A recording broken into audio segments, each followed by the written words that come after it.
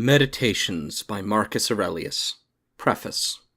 The writings of Marcus Aurelius, conventionally known as the Meditations, are unique in classical literature, the personal and philosophical diary written in Greek by an intellectual Roman emperor without any thought or intention of publication, and remain of unique interest and relevance to the modern world. To himself is the better title given in the manuscript used for the first printed edition in 1559. This manuscript is now lost. There is only one other complete manuscript. But neither this title nor the convenient division into books and chapters has any authenticity. Marcus wrote for himself, probably without title and certainly without planned overall structure. And he wrote in Greek because in the 2nd century AD, Greek was still the language of philosophy, read, written, and spoken with facility by most educated Romans. Marcus's Greek, lively, taut, spare, sometimes crabbed, is both a joy and a challenge to the translator.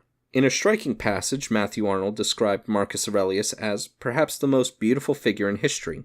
He is one of those consoling and hope-inspiring marks which stand forever to remind our weak and easily discouraged race how high human goodness and perseverance have once been carried, and many be carried again. Essays in Criticism, 1st Series, London, 1865.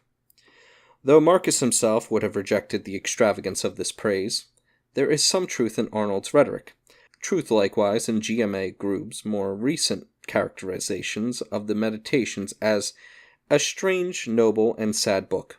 Marcus Aurelius, The Meditations, Indianapolis, 1983. What is certainly true is that the range, diversity, and honesty of Marcus's reflections on human life and death and the perspective of eternity, doubt and despair, conviction and exultation, all equally intense, have enduring power to challenge, encourage, or console.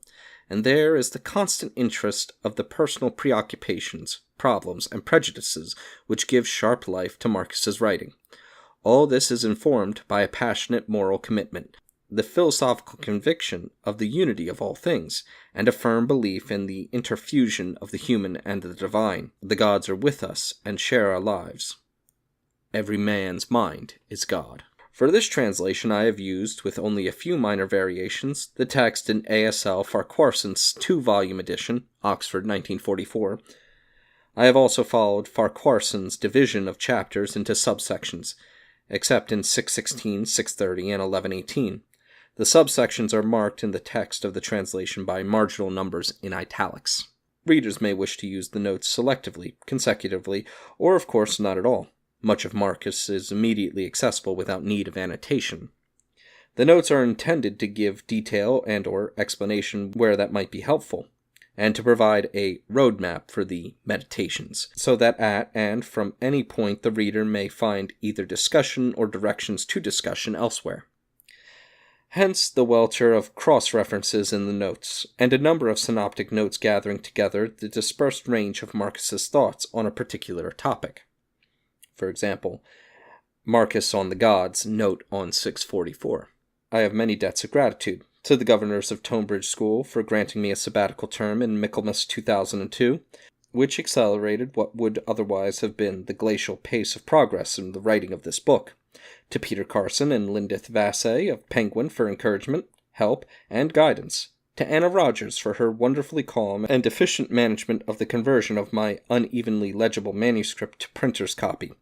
To Professor Tony Long for much detailed help and advice. To Andrew Crawshaw for giving us the use of his delightful house on the island of Andros, where much of this book was written. Above all, I am very grateful to Professor Diskin Clay of Duke University for kindly agreeing to write the introduction to this book. He has also provided the suggestions for further reading. Martin Hammond.